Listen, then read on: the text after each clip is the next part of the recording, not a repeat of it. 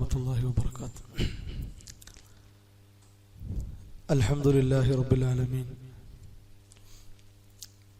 അല്ലാഹുമ്മ സ്വല്ലി അലാ മുഹമ്മദി വഅലാ ആലി മുഹമ്മദ് കമാ സ്വല്ലൈത അലാ ഇബ്രാഹീമ വഅലാ ആലി ഇബ്രാഹീം ഇന്നക ഹമീദും മജീദ്. അല്ലാഹുമ്മ ബാരിക് അലാ മുഹമ്മദി വഅലാ ആലി മുഹമ്മദ് കമാ ബാറക്ത അലാ ഇബ്രാഹീമ വഅലാ ആലി ഇബ്രാഹീം ഇന്നക ഹമീദും മജീദ്. യാ അയ്യുഹല്ലദീന ആമനു തഖുല്ലാഹ ഹഖ്ക തുഖാതിഹി വലാ തമൂതുന്ന ഇല്ലാ വഅൻതും മുസ്ലിമൂൻ.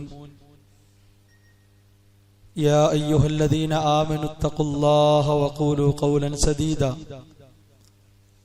യുസ്ലിഹ് ലക്കും അഅമാലക്കും വയഗ്ഫിർ ലക്കും ദുനൂബക്കും വമൻ യുതിഇല്ലാഹ വറസൂലഹു ഫഖദ് ഫാസ ഫൗസൻ അളീമാ.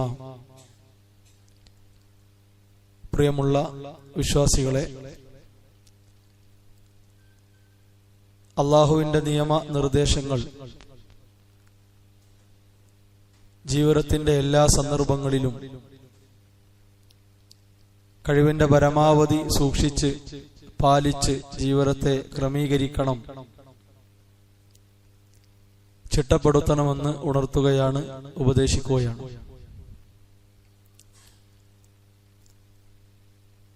അനുഗ്രഹിക്കപ്പെട്ട റമദാനിൽ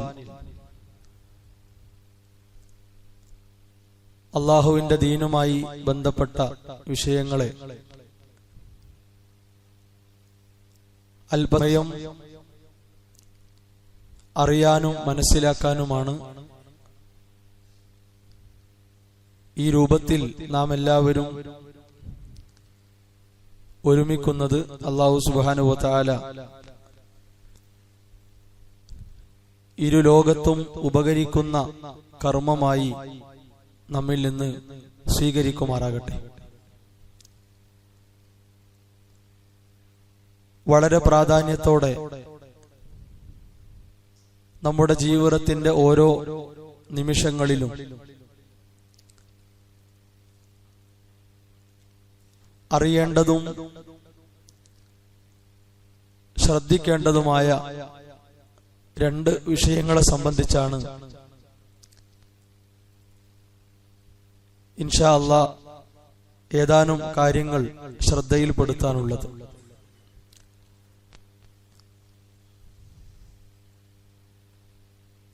ഒന്നാമത്തെ ഭാഗം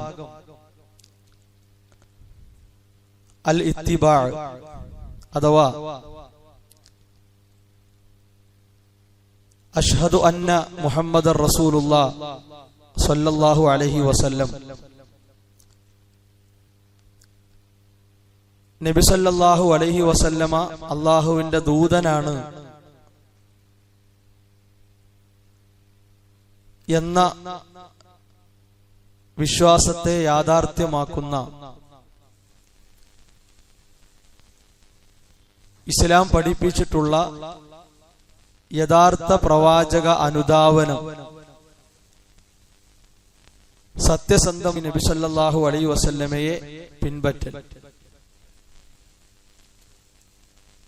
രണ്ടാമത്തേത് അതിന്റെ നേർ വിപരീതമായി എതിരായി സമൂഹത്തിൽ നിലനിൽക്കുന്ന അത്തഖലീദുൽ അഅമ അന്ധമായിട്ടുള്ള അനുകരണം.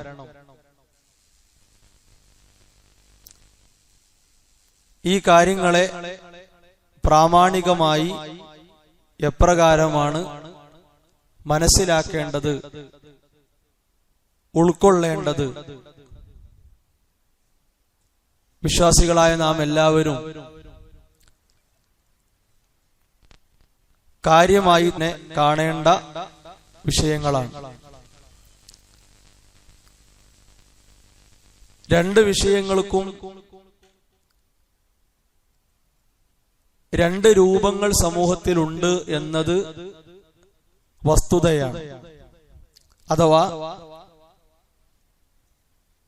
റസൂലുള്ളാഹി സ്വല്ലല്ലാഹു അലൈഹി വസല്ലമയെ കൃത്യമായി പിൻപറ്റാൻ ശ്രമിക്കുന്ന അവിടുന്ന് ഏത് രൂപത്തിലാണോ അനുഗമിക്കേണ്ടത്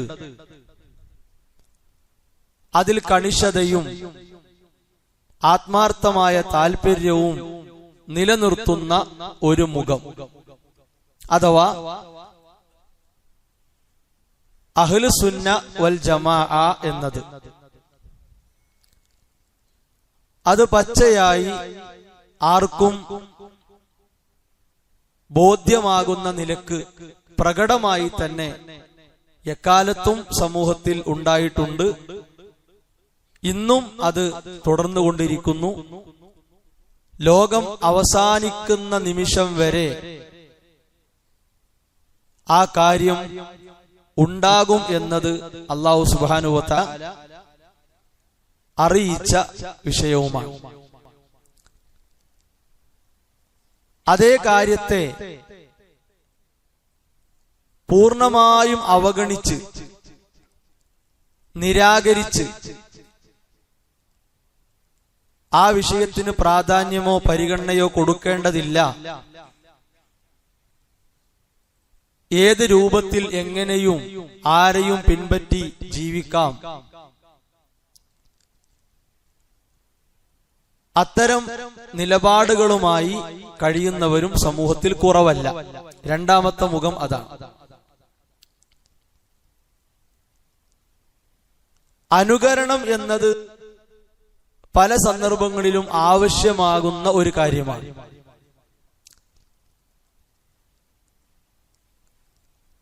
പലതിനും നാം പലരെയും അനുകരിക്കേണ്ടി വരും.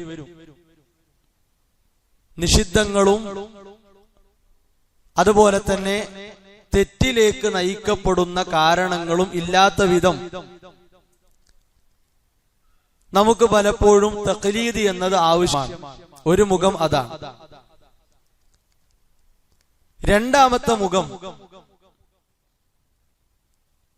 എന്തിന്റെ അടിസ്ഥാനത്തിലാണ് പറഞ്ഞത്, എന്ത് തെളിവിന്റെ അടിസ്ഥാനമാണ് ഈ നിലപാടിനുള്ളത് എന്നൊന്നും നോക്കാതെ ആര് പറഞ്ഞാലും അത് മാത്രം ശരിയാണ് എന്ന നിലക്ക് കണ്ണടച്ച് വിശ്വസിച്ചു പോകുന്ന അവസ്ഥ, അതാണ് അന്ധമായ അനുകരണം, തഖ്ലീദ് എന്ന് പറഞ്ഞാൽ. രണ്ടാമത്തെ വിഷയത്തിന്റെ രണ്ടാമത്തെ മുഖം അതാണ്. എന്ന് പറഞ്ഞാൽ ഇന്ന് സമൂഹത്തിൽ നിലനിൽക്കുന്ന സകല അന്ധവിശ്വാസങ്ങൾക്കും അനാചാരങ്ങൾക്കും ഉറവിടമായിട്ടുള്ളത്, കാരണമായിട്ടുള്ളത് ഈ ഒരു നിലപാടാണ്. അഡ്രസ് ഇല്ലാത്ത, വ്യക്തമായ പരമ്പരയോ അല്ലെങ്കിൽ ഉറവിടമോ തെളിയിക്കപ്പെടാത്ത കഥകളുടെ, വാക്കുകളുടെ പിന്നാലെ ആളുകൾ പോവുക. അവ എന്തും വിശ്വസിക്ക, എങ്ങനെയും വിശ്വസിക്ക, എന്തും പ്രവർത്തിക്ക, എപ്പോഴും പ്രവർത്തിക്ക. അത് പറയപ്പെട്ടു, അല്ലെങ്കിൽ ഉദ്ധരിക്കപ്പെട്ടു, കാണപ്പെട്ടു, ഈ നിലക്കുള്ള റിപ്പോർട്ടുകളായിരിക്കും, വാക്കുകളായിരിക്കും. ഈ രണ്ട് വിഷയങ്ങളെക്കുറിച്ചും കൃത്യമായ നിലപാട്, വ്യക്തത ഇസ്ലാം നമ്മുടെ മുമ്പിൽ വെച്ചിട്ടുണ്ട്. ഏതൊരാൾക്കും മനസ്സിലാക്കാവുന്ന രൂപത്തിലാണ് ആ വിഷയങ്ങളെ പറ്റി ഇസ്ലാം സംസാരിച്ചിട്ടുള്ളത്. അതുകൊണ്ട് തന്നെ ഒരു ബുദ്ധിമുട്ടുള്ള, ഭാരിച്ച ഒന്നായി നമ്മൾ കാണേണ്ടതില്ല. അല്ലെങ്കിൽ സമൂഹത്തിലെ എല്ലാവിധ കുഴപ്പങ്ങൾക്കും പ്രശ്നങ്ങൾക്കും കാരണമായിട്ടുള്ള വിഷയങ്ങളാണല്ലോ ഇത് എന്ന നിലക്ക് ചിന്തിക്കേണ്ടതില്ല.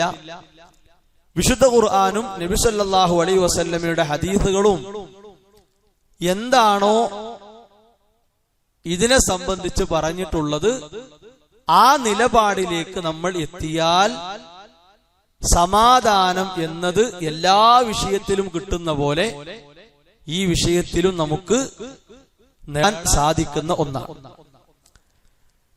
ഇതിൽ ആദ്യത്തെ ഭാഗം അഥവാ അൽ ഇത്തിബാ, റസൂലുള്ളാഹി സ്വല്ലല്ലാഹു അലൈഹി വസല്ലമയെ അവിടുത്തെ വാക്കുകളിലൂടെ, അവിടുത്തെ പ്രവർത്തനങ്ങളിലൂടെ, അവിടുന്ന് ഇഷ്ടപ്പെട്ടതും അംഗീകരിച്ചതുമായ കാര്യങ്ങളിലൂടെ പിൻപറ്റി നമ്മുടെ ജീവിതത്തെ മുന്നോട്ട് നയിക്കുക എന്നത്, അതാണ് ഏറ്റവും അനിവാര്യമായി നമ്മൾ അറിയേണ്ടത്.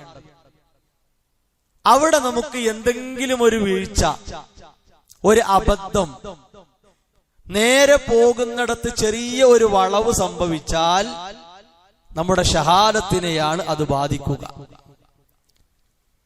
ഈ വിഷയത്തിന്റെ ഗൗരവം അല്ലാഹു സുബ്ഹാനഹു വ തആല പഠിപ്പിച്ചപ്പോ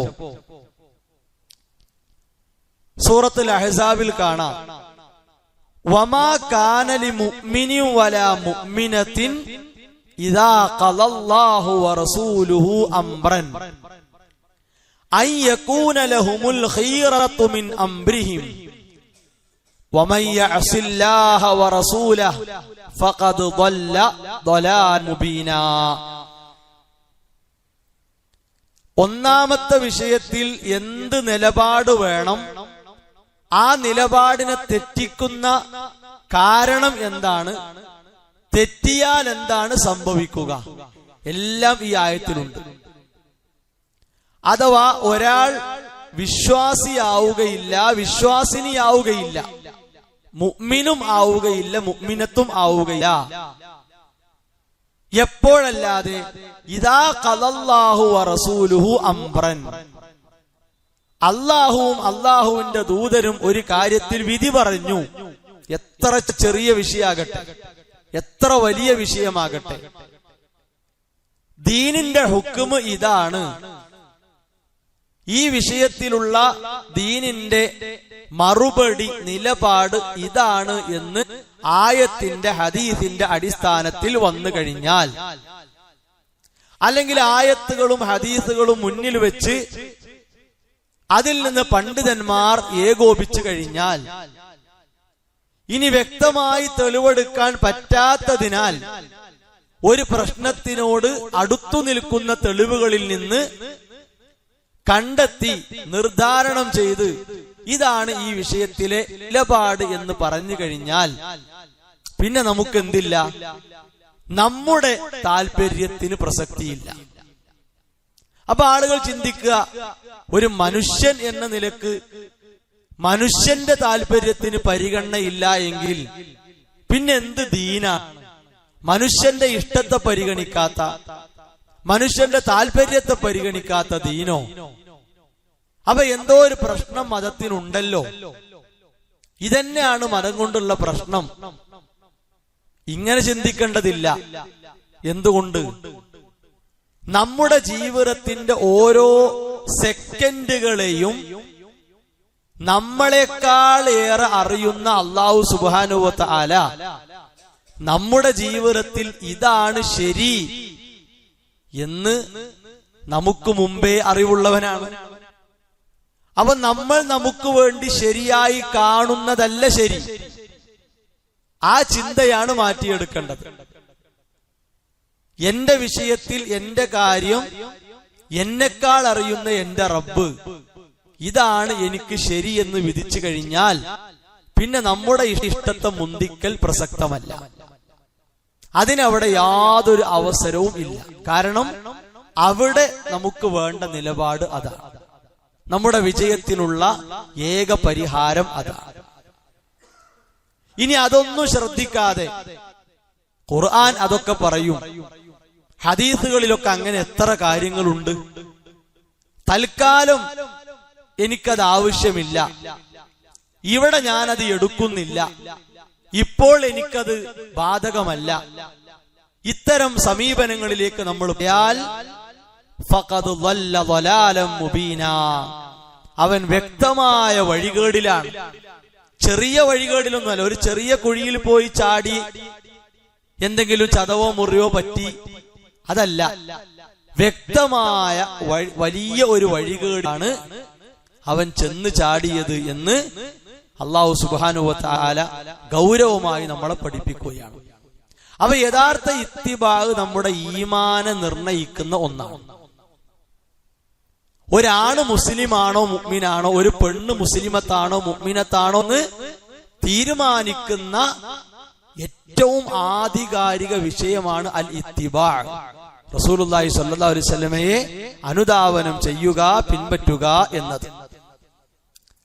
ഈ വിഷയ സംബന്ധമായി നബി സല്ലല്ലാഹു അലൈഹി വസല്ലം പഠിപ്പിച്ച ഹദീസ് പലപ്പോഴും നമ്മൾ കേട്ടതാണ്. ഈ ഹദീസും യഥാർത്ഥത്തിൽ നല്ലൊരു ശതമാനം ആളുകൾക്കുള്ള വലിയ മറുപടിയാണ്. ഇപ്പൊ ഈ സമയത്ത് പോലും നമ്മൾ ഇവിടൊക്കെ ഇരുന്ന് ഇത്തരം കാര്യങ്ങൾ കേൾക്കുമ്പോൾ പോലും കുറെ ആളുകള് തർക്കിച്ച് സമയം കളയുന്നു. എന്തിനറിയോ? എന്താണ് മതരംഗത്തെ പ്രശ്നങ്ങൾ, എപ്പോഴാ ഇതൊക്കെ തീരുക? ഒരു മൗലവി അത് പറയുമ്പോഴേക്ക് വേറൊരു മൗലവി ഇത് പറയുന്നു, ഒരു മുസ്ലിയാർ അങ്ങനെ പറയുമ്പോഴേക്ക് വേറൊരു മുസ്ലിയാർ ഇങ്ങനെ പറയുന്നു, ചില ആളുകൾ ഇതൊന്നും വേണ്ടാന്ന് പറയുന്നു. എല്ലാവരും കളിക്കുന്നത് മതം കൊണ്ടല്ലേ? ഈ മതം അത്ര വലിയ പ്രശ്നമാണോ? എപ്പോഴാണ് ഇതൊക്കെ ലോകം അവസാനിക്കുമ്പോഴേ ഇപ്പൊ ഇതൊക്കെ തീരുമാനമാകുള്ളൂ എന്ന് പറഞ്ഞ് മതത്തെ പ്രതിക്കൂട്ടിൽ നിർത്തി കുറെ ആളുകൾ ചുറ്റിലും കൂടി ഇങ്ങനെ വിചാരണ നടത്തുക. മതത്തിന്റെ നേരെ പല ചോദ്യങ്ങളും ഇങ്ങനെ അവർ ഉന്നയിച്ചുകൊണ്ടിരിക്കുക. ആ ചോദ്യങ്ങളെല്ലാം വെറുതെയാണ്, അപ്രസക്തമാണ്. എന്തുകൊണ്ട്?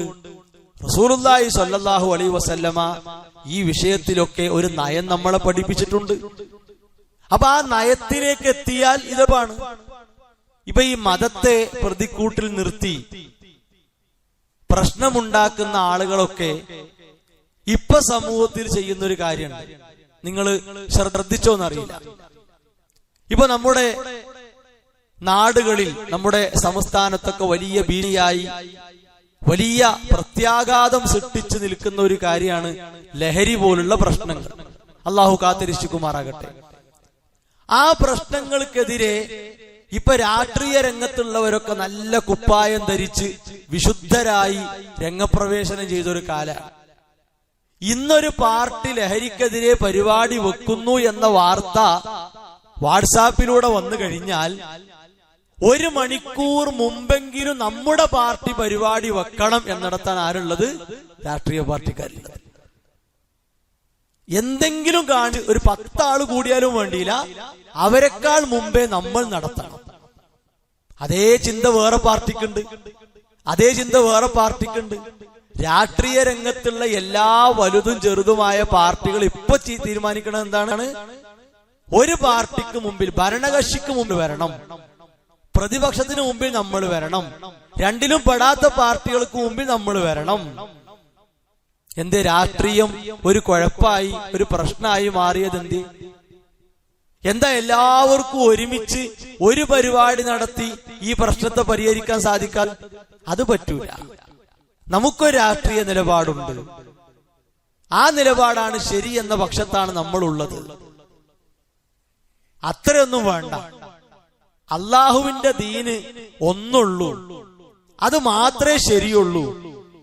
അത് ശരിയാന്ന് ബോധ്യമാക്കി തരുന്ന അടിസ്ഥാന പ്രമാണങ്ങളാണ് വിശുദ്ധ ഖുർആനും നബി സല്ലല്ലാഹു അലൈഹി വസല്ലമയുടെ ഹദീസുകളും. അത് കൈകാര്യം ചെയ്യേണ്ടത് ആ കാര്യങ്ങളെ പറ്റി കൃത്യമായ അറിവും അതേപോലെ തന്നെ പാണ്ഡിത്യവും കഴിവും ഉള്ളവരാണ്.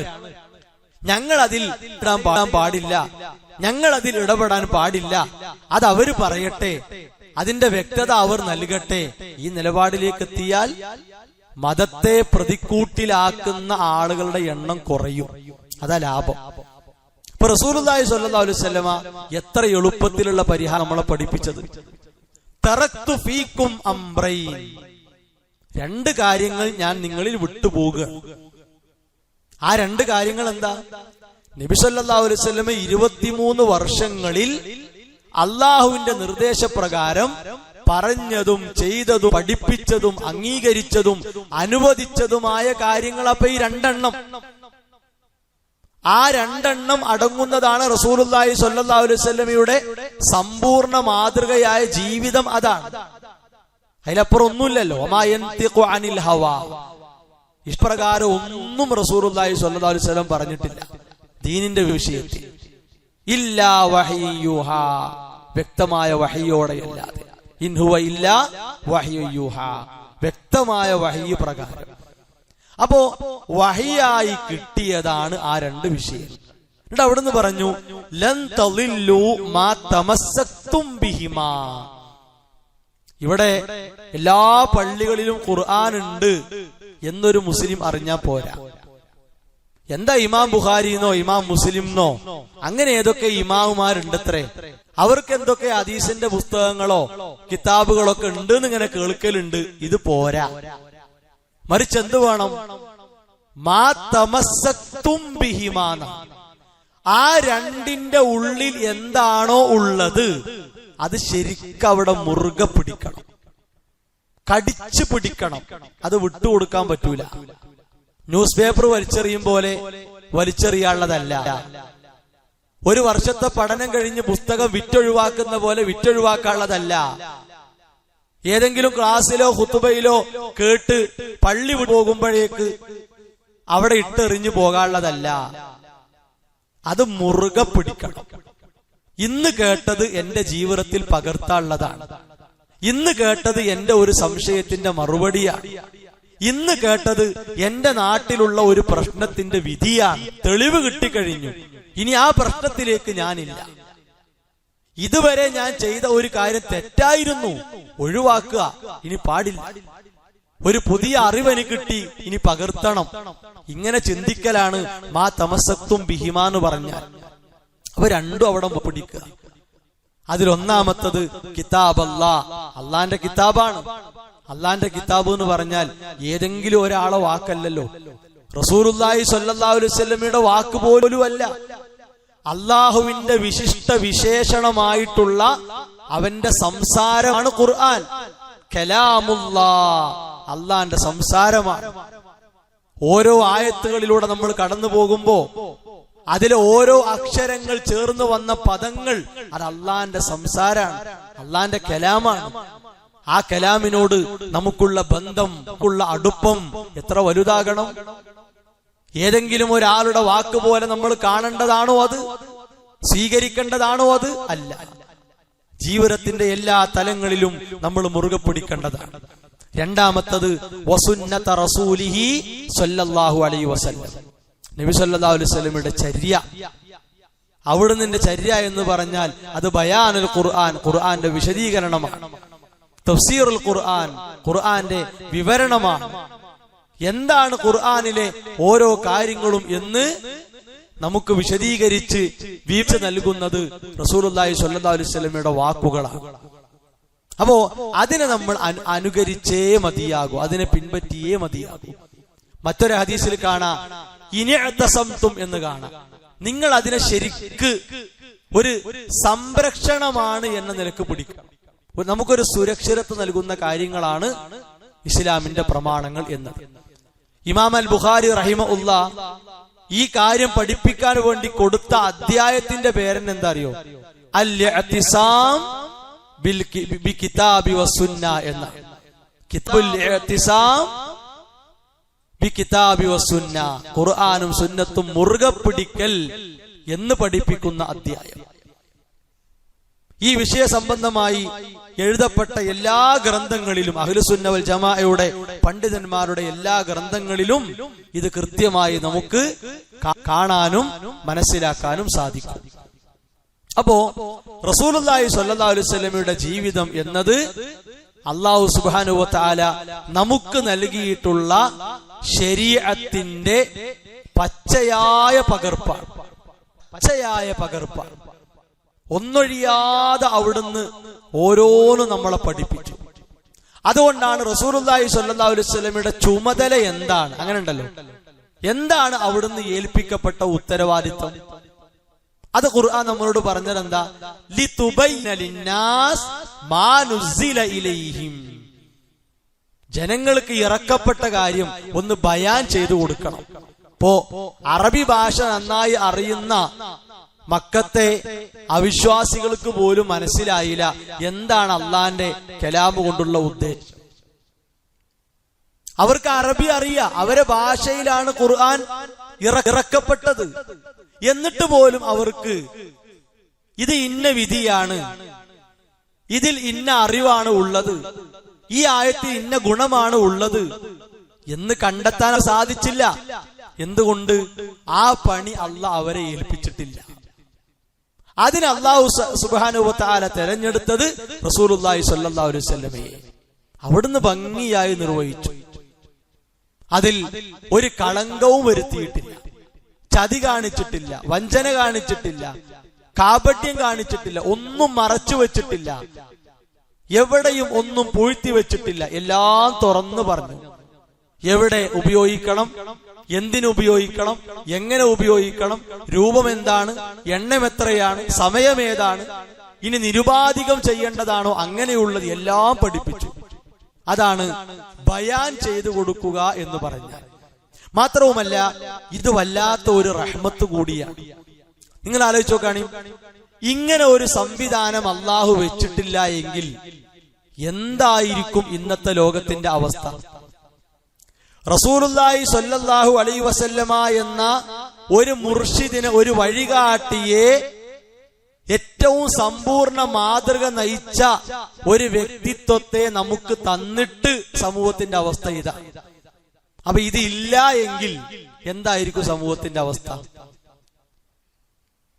നമുക്ക് ചിന്തിക്കാൻ പോലും കഴിയൂല, അല്ലെ? ഓടിക്കൊണ്ടിരുന്നൊരു വാഹനത്തിൽ നിന്ന് ഡ്രൈവർ ഇറങ്ങിപ്പോയാൽ എന്തായിരിക്കും? പിന്നെ ആ വാഹനം എന്തൊക്കെ അപകടങ്ങളാണ് വരുത്തി വെക്കുക എന്ന് പറയാൻ പറ്റുമോ? അത് അപകടം കഴിഞ്ഞാലേ പറയാൻ പറ്റുള്ളൂ ഇതൊക്കെ ഉണ്ടായി എന്നുള്ളത്. അതിനേക്കാൾ ഗുരുതരമായ അവസ്ഥയായിരിക്കും സമൂഹത്തിൻ്റെത്. അവിടെയാണ് ഇത് വല്ലാത്ത ഒരു റഹ്മത്താണ് എന്ന് മനസ്സിലാക്കേണ്ടത്. നിസാര കാര്യമൊന്നുമല്ല. ഖുർആൻ ആ കാര്യത്തെ കുറിച്ച് പറഞ്ഞു, الذين يتبعون الرسول النبي الأمي الذي يجدونه مكتوبا عندهم. ഒരു ഉമ്മിയായ, നിരക്ഷരനായ, എഴുത്തും വായനയും അറിയാത്ത ഒരു പ്രവാചകൻ അല്ലാഹു സുബ്ഹാനഹു വ തആല എല്ലാം പഠിപ്പിച്ചു കൊടുത്തു, ഇടാൻ പഠിപ്പിച്ചു കൊടുത്തു, വായിക്കാൻ പഠിപ്പിച്ചു കൊടുത്തു, ചിന്തിക്കാൻ ഓരോ കാര്യങ്ങൾ സമയബന്ധിതമായി ഇട്ടുകൊടുത്തു.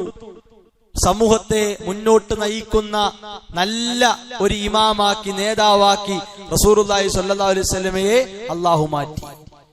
ആ പ്രവാചകനെ പിൻപറ്റുക എന്നാണ്.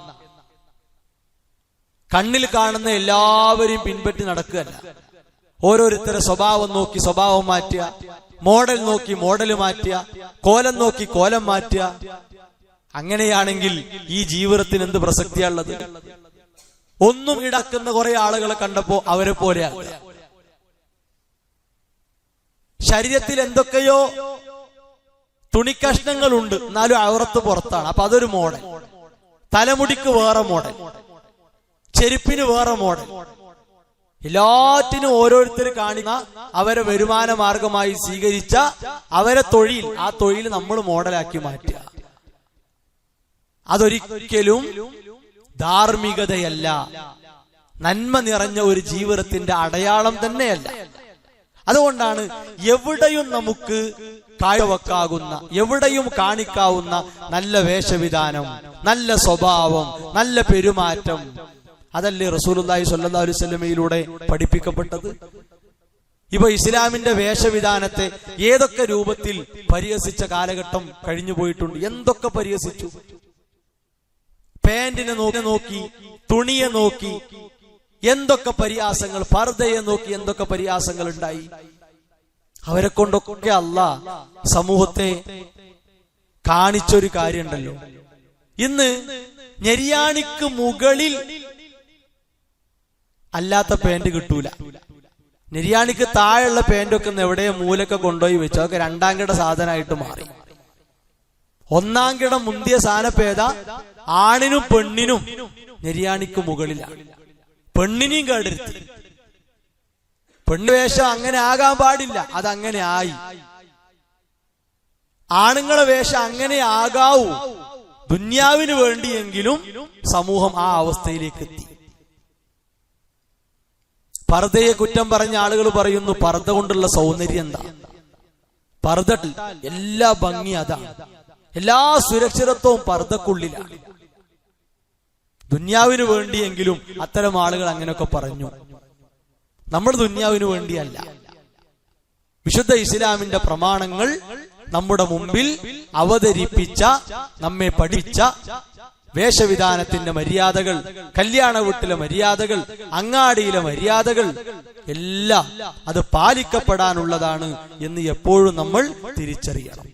ഇനി നോക്കൂ നിങ്ങൾ, റസൂലുള്ളാഹി സ്വല്ലല്ലാഹു അലൈഹി വസല്ലമയുടെ കൂടെ ജീവിക്കാൻ ഈ ഉമ്മത്തിൽ ഏറ്റവും വലിയ സൗഭാഗ്യം സിദ്ധിച്ചവരാരാ? സ്വഹാബത്താണല്ലോ. നമുക്കിടയിൽ നിന്നാണല്ലോ അള്ളാഹു അവരെ തിരഞ്ഞെടുത്തത്. എന്തേ നമുക്കാർക്കും അതിനൊരു സൗഭാഗ്യം കിട്ടാതെ പോയത്? അല്ലെങ്കിൽ എന്തേ നമ്മുടെ വിഷയത്തിൽ അങ്ങനെ ഒരു വിധി കിട്ടാതിരുന്നത്? അല്ലാഹു സുബ്ഹാനഹു വ തആല ഓരോരുത്തർക്കും കണക്കാക്കിയ ഒരു സമയം, ഒരു കാലഘട്ടം അതൊക്കെ ഉണ്ട്. അതിന്റെ ഭാഗമായി തെരഞ്ഞെടുക്കപ്പെട്ടവരാ സ്വഹാബത്ത്. ആ സ്വഹാബത്ത് റസൂലുള്ളാഹി സ്വല്ലല്ലാഹു അലൈഹി വസല്ലമയെ പിൻപറ്റാൻ കാണിച്ച ജാഗ്രതയും കണിശതയും ഒക്കെ എത്ര വലുതാണ്. നമ്മളെക്കാൾ പ്രയാസങ്ങളും ഞെരുക്കങ്ങളും അനുഭവിച്ചു കഴിഞ്ഞവരാണ്. ഭൗതിക ജീവിതത്തിന്റെ സുഖലോലുപതകൾ, ആനന്ദങ്ങൾ അനുഭവിക്കാൻ അവർക്ക് സാധിച്ചിട്ടില്ല. ഈ കാലത്തുള്ള ആളുകൾക്ക് ദുന്യാവിൽ കിട്ടിയാ മതിയാകണില്ല, ദുന്യാവിൽ കിട്ടിയാ തീരുന്നില്ല. അങ്ങനെയാണ് സഹോദരങ്ങളെ. ഒന്നുമില്ലാത്ത കാലത്ത് അവർ ജീവിച്ചതാണ് ഏറ്റവും തിളക്കമുള്ള, ഏറ്റവും സൽ പ്രവർത്തനങ്ങൾ നിറഞ്ഞ ഒരു ജീവിതം. അതാണ്. അതുകൊണ്ടാണ് അവർ ഉത്തമ തലമുറ എന്ന് വിശേഷിപ്പിക്കപ്പെട്ടത്. ഖൈറുൻ നാസ്, ജനങ്ങളിൽ ഉത്തമർ എന്നാണ്. അവരെ കവച്ചു വെക്കാൻ, അവരെ മറികടക്കാൻ വളർന്ന ഒരു കാലഘട്ടവും വേറുണ്ടായിട്ടില്ല. വലിയ വലിയ രാജാക്കന്മാരെ പറ്റിയും അതേപോലെ നേതാക്കന്മാരെ പറ്റിയും മന്ത്രിമാരെ പറ്റിയൊക്കെ പോരിശകൾ, അതെല്ലാം കുമിളകൾ പോലെയാണ്, പൊള്ളയായ വെറും വർത്തമാനങ്ങൾ മാത്രമാണ്. സ്വഹാബത്തിന്റെ വിഷയം അങ്ങനെയല്ല. ലോകത്തിൽ ലക്ഷക്കണക്കിന് മനുഷ്യർ സ്വഹാബത്തിന്റെ ജീവിതം പഠിച്ചുകൊണ്ടിരിക്കുന്നു, പകർത്തിക്കൊണ്ടിരിക്കുന്നു. അവരുടെ ജീവിതത്തെ പറ്റി വലിയ വലിയ ചർച്ചകൾ, ഗവേഷണങ്ങൾ, പഠനങ്ങൾ നടത്തപ്പെടുന്നു. എന്തുകൊണ്ടാ? അതാണ് അല്ലാഹു സുബ്ഹാനഹു വ തആല അവർക്ക് നൽകിയ മഹത്വം. അതാണ്.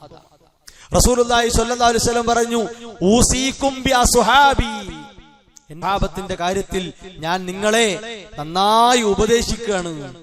ആ സ്വഹാബത്തിന്റെ വഴി നിങ്ങൾ യഥാർത്ഥത്തിൽ മുറുകെ പിടിച്ചാൽ പ്രശ്നങ്ങൾക്ക് നിങ്ങൾക്ക് പരിഹാരം കണ്ടെത്താം.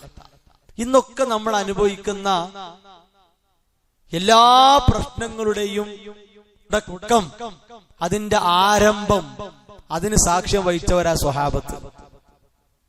ഏത് പ്രശ്നം എടുത്തു പോയിക്കോളി. ഇപ്പോ വലിയ ചർച്ചയാണല്ലോ സമൂഹത്തിലെ സ്വതന്ത്രവാദം, അല്ലെ, വഴിവിട്ട ചിന്തകൾ, തോന്നിയ പോലുള്ള ജീവിതങ്ങൾ.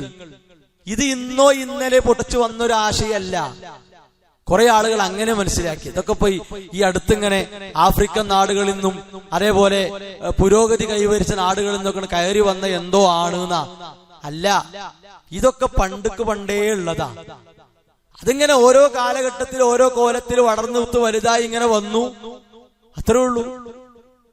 റസൂലുള്ളാഹി സ്വല്ലല്ലാഹു അലൈഹി വസല്ലം വഫാത്തായ ഉടനെ ഈ നിലക്കുള്ള ചിന്ത പൊട്ടിപ്പുറപ്പെട്ടു. ഇന്നോ ഇന്നലെയല്ല. അതുകൊണ്ട് ഇസ്ലാമിക ചരിത്രത്തിൽ ഇത്തരം തെറ്റായ ചിന്തകളുടെ കാരണങ്ങൾ പണ്ഡിതന്മാർ പഠിച്ചു. അവരത് പറഞ്ഞു, ഇന്ന കാരണങ്ങൾ കൊണ്ടാണ് ഇതൊക്കെ ഉണ്ടാകുന്നത്. അപ്പൊ ഏത് പ്രശ്നങ്ങളെയും നമുക്ക് മുമ്പേ കഴിഞ്ഞ നമ്മുടെ പൂർവികരുടെ ജീവിതവുമായി തട്ടിച്ചു നോക്കിയാൽ പരിഹരിച്ചെടുക്കാവുന്ന പ്രശ്നങ്ങളെ ലോകത്തുള്ളൂ. അല്ലാത്ത ഒരു പ്രശ്നവും ലോകത്തില്ല. അതിന് ആളുകൾ തയ്യാറായാൽ മതി.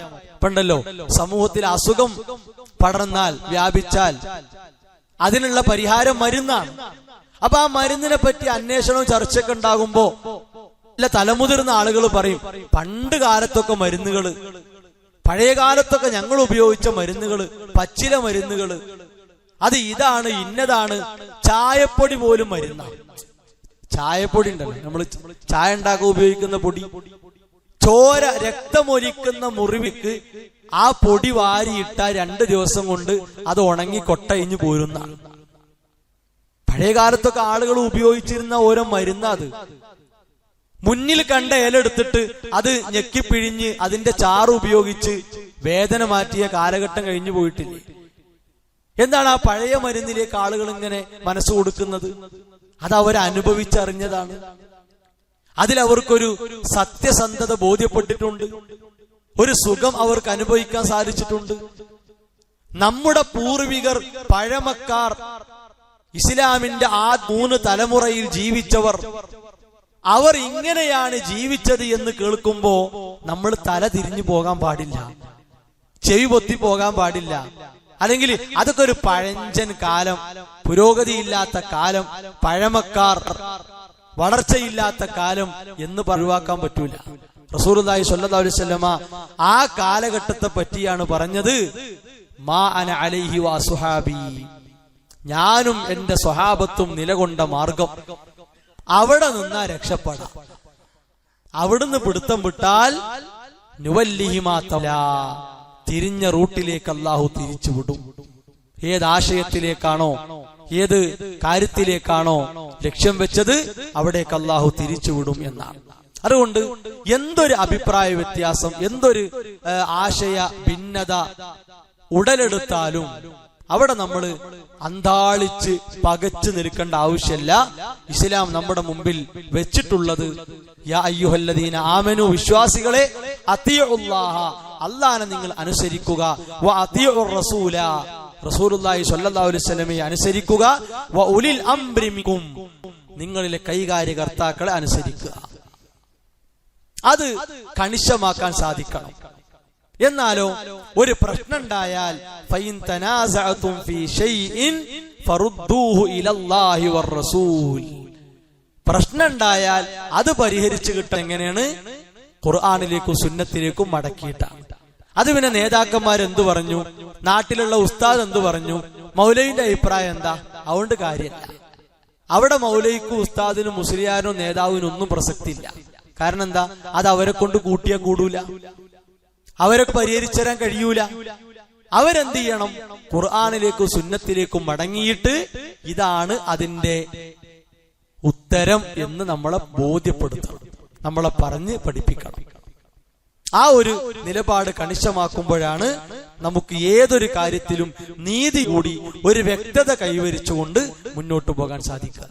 പിന്നെ ഇത്തിബായിൽ നമ്മൾ എപ്പോഴും ശ്രദ്ധിക്കേണ്ടത്, റസൂലുള്ളാഹി സ്വല്ലല്ലാഹു അലൈഹി വസല്ലം പറഞ്ഞു, അവിടുന്ന് ചെയ്തു എന്ന നിലക്കൊരു കാര്യം കേട്ടാൽ അതിന്റെ മുകളിൽ നമ്മുടെ വരാൻ പാടില്ല. വളരെ ഗൗരവത്തിൽ നമ്മൾ മനസ്സിലാക്കേണ്ട ഒരു കാര്യമാണ്. ലാ തർഫഉ അസ്വാതകും ഫൗഖ സൗത്തിൻ നബി, നബി സല്ലല്ലാഹു അലൈഹി വസല്ലമയുടെ ശബ്ദത്തിന്റെ മുകളിൽ നിങ്ങളെ ശബ്ദം പൊങ്ങാൻ പാടില്ല. കാരണം റസൂലുള്ളാഹി സ്വല്ലല്ലാഹു അലൈഹി വസല്ലം പറഞ്ഞത് വഹിയാണ്, നമ്മൾ പറഞ്ഞത് വഹിയല്ല. നമ്മൾ പറഞ്ഞത് നമ്മുടെ ഇഷ്ടാണ്. നബി സല്ലല്ലാഹു അലൈഹി വസല്ലമ അള്ളാന്റെ നിർദ്ദേശപ്രകാരമാണ് പറഞ്ഞത്. ഇമാം മാലിക് റഹിമഹുല്ലാഹ്, അദ്ദേഹം നബി സല്ലല്ലാഹു അലൈഹി വസല്ലമയുടെ ഹദീസുകൾ പഠിക്കുന്ന കാര്യത്തിലും പഠിപ്പിക്കുന്ന കാര്യത്തിലും വളരെ വലിയ താല്പര്യം കാണിച്ച മഹാപണ്ഡിതനാണ്. അപ്പൊ ഇമാം മാലിക് റഹിമഹുല്ലാഹ് അതിന്റെ വീടിന്റെ മുമ്പിൽ ഹദീസുകൾ കേൾക്കാൻ വേണ്ടി ജനങ്ങൾ തടിച്ചു കൂടുന്ന ഒരുപാട് ആളുകൾ അവിടെ വരുന്ന. അപ്പൊ അദ്ദേഹം അവർക്ക് ഇത് പറഞ്ഞു കൊടുക്കാൻ വേണ്ടി കുളിച്ച് വൃത്തിയായി നല്ല വസ്ത്രമൊക്കെ ധരിച്ച് സുഗന്ധമൊക്കെ പൂശി തന്റെ വീടിന്റെ മുൻഭാഗത്തുള്ള കസേരയിൽ വന്നിരിക്കും, പീഠത്തിൽ വന്നിരിക്കും. ഇരുന്ന ഉടനെ ആദ്യം അദ്ദേഹം വെക്കുന്ന നിബന്ധന എന്താണെന്നറിയോ? എന്റെ ഈ സദസ്സിൽ സംസാരിക്കൽ ഹറാമാണ്, ഇവിടെ വേറെ വർത്താനം പാടില്ല.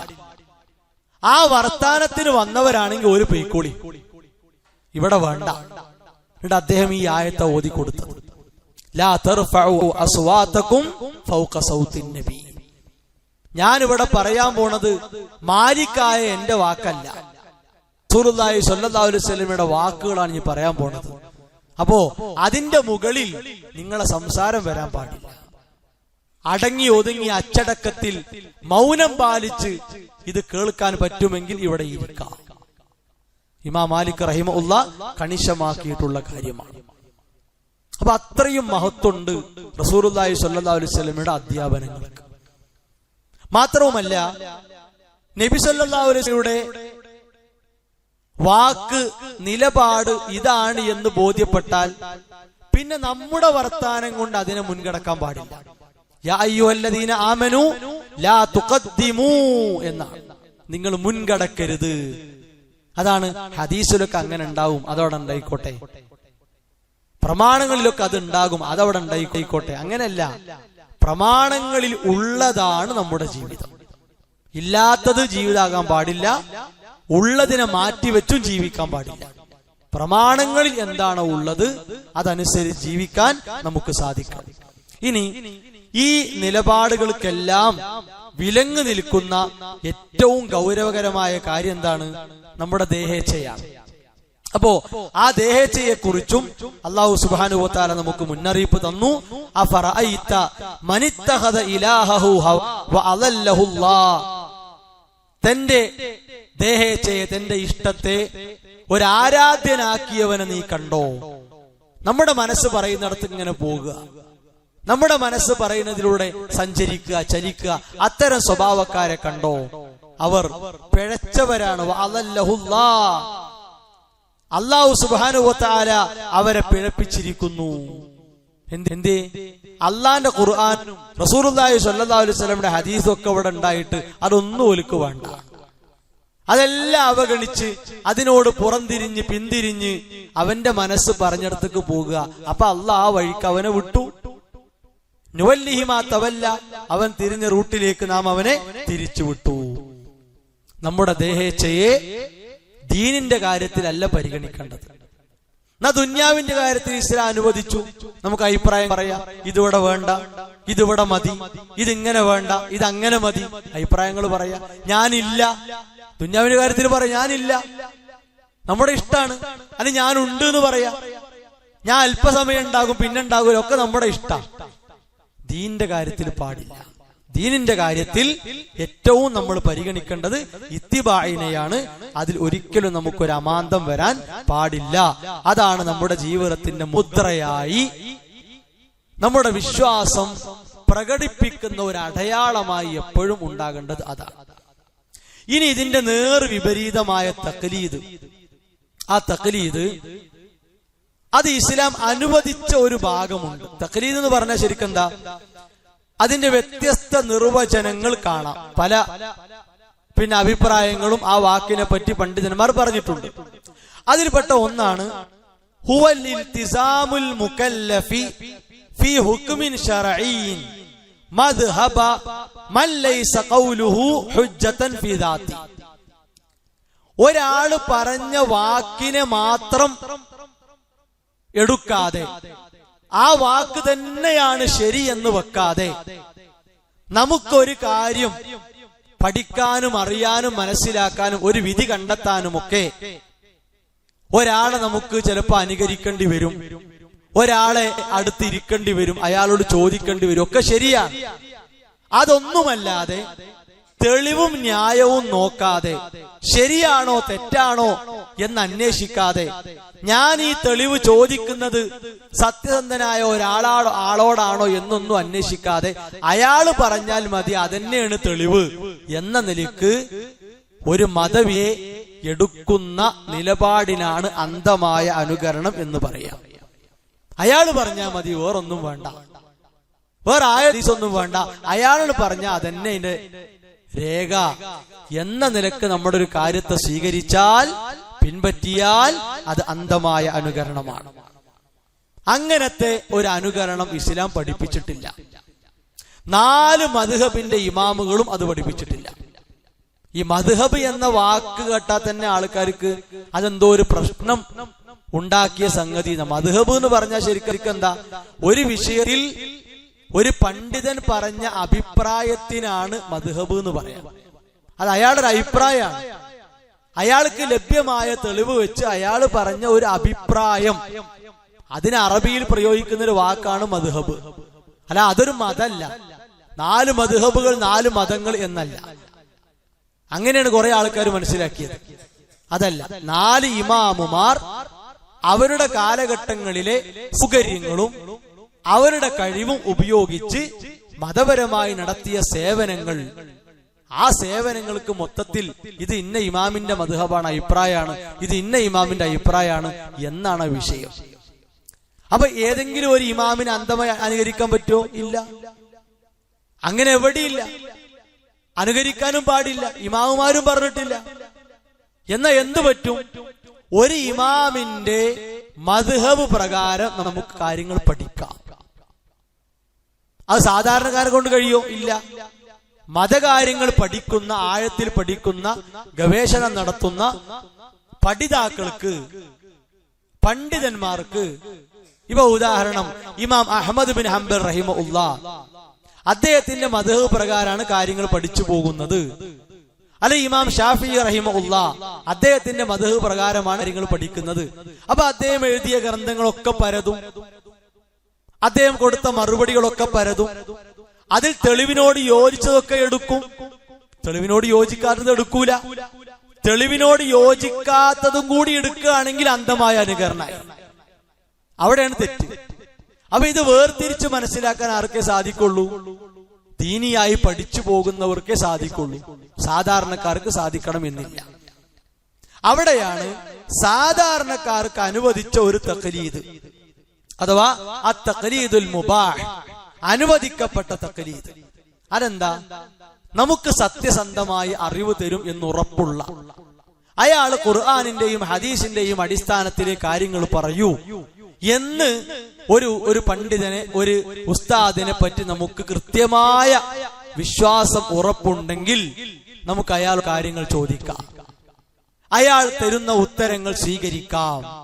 അങ്ങനെ നമുക്ക് അയാളെ ചുറ്റിലിരുന്ന് കാര്യങ്ങൾ പഠിക്കാം. ഇപ്പോ മതപരമായ കാര്യങ്ങൾ പഠിക്കുന്നിടത്തൊക്കെ വിദ്യാർത്ഥികൾ ഉസ്താദുമാരെ കൂടെ കൂടും. ഓരോ വിഷയങ്ങളിൽ പ്രാവീണ്യമുള്ള ഉസ്താദുമാരെ സമീപിച്ച് അവരെ കൊണ്ട് കിതാബുകൾ വായിപ്പിച്ച് സംശയങ്ങൾ അവരോട് ചോദിച്ച് അങ്ങനെ പഠിക്കും. ആ പ്രായത്തിൽ, ആ സമയത്ത് അതാണ് വേണ്ടത്, അത് അവർക്ക് അനുവദിച്ചു കൊടുത്ത കാര്യമാണ്.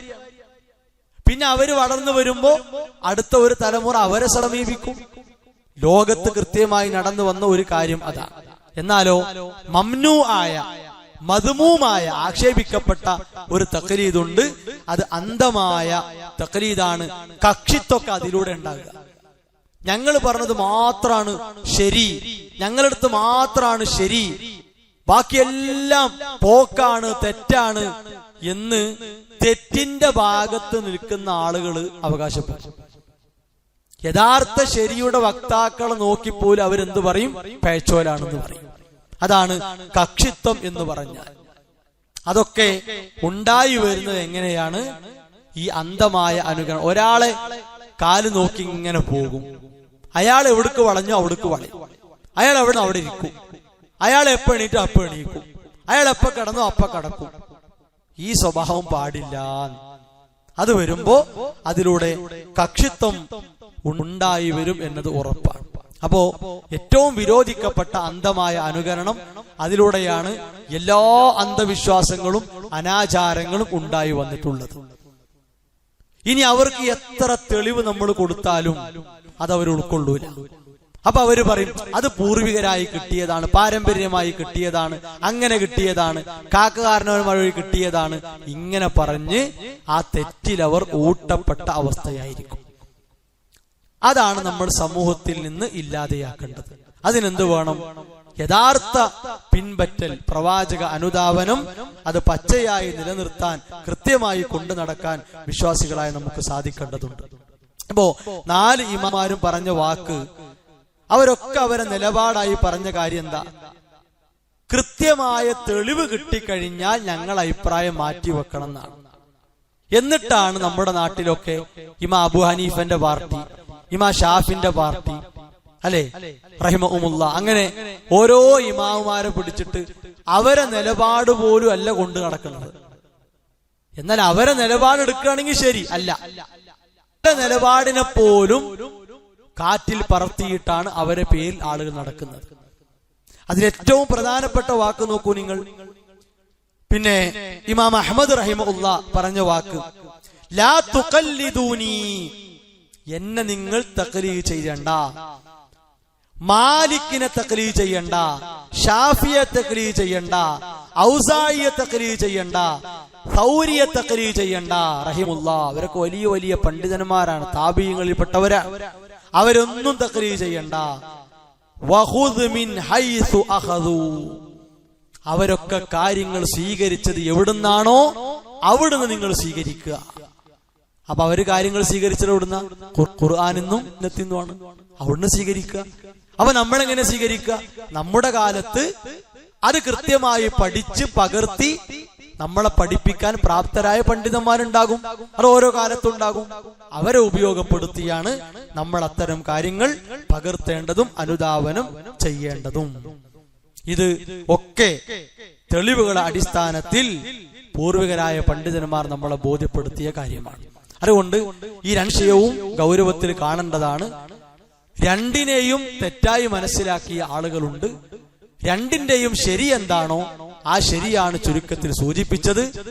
അത് ഉൾക്കൊണ്ട് നമ്മുടെ ജീവിതത്തെ ചിട്ടപ്പെടുത്താനും ക്രമീകരിക്കാനും നാം ഓരോരുത്തരും പരിശ്രമിക്കുക.